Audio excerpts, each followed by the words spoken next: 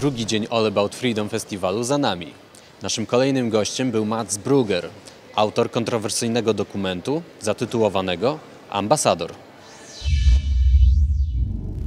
To paraphrase the film shortly, it's about how I purchased a diplomatic title, becoming the General Consul of Liberia in West Africa to the Central African Republic, thereby gaining access to a very secretive, normally very closed realm. I involved myself in illegal diamond mining, while also, networking and, exploring what's going on behind the scenes. Jak to się stało, że znalazł się Pan w Afryce? I dlaczego wybrał Pan akurat Liberię? Documentaries about Africa seen, from a helicopter perspective. There are so many, conventions and cliches within, documentaries about Africa.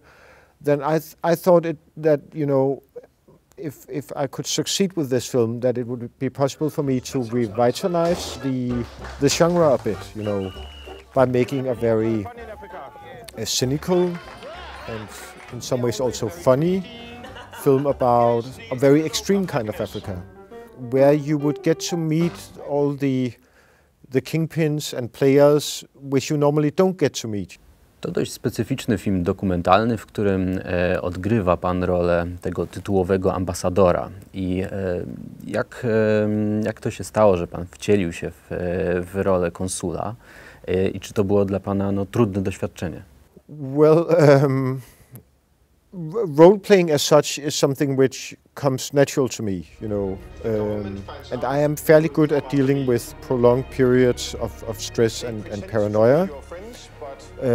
I did, study a lot about, diplomatic etiquette, how diplomats carry themselves. I would, from time to time, when possible, go to receptions at embassies in Copenhagen in Denmark, to study diplomats up close. Making people believe that you are somebody who you are not is not that difficult, really. But what is difficult is what comes after having crossed that threshold. How does your character small talk? If your character would tell a joke, what kind of joke would it be? Does he smoke? If so, what kind of cigarettes? How does he dress? All these things are very important, to work on.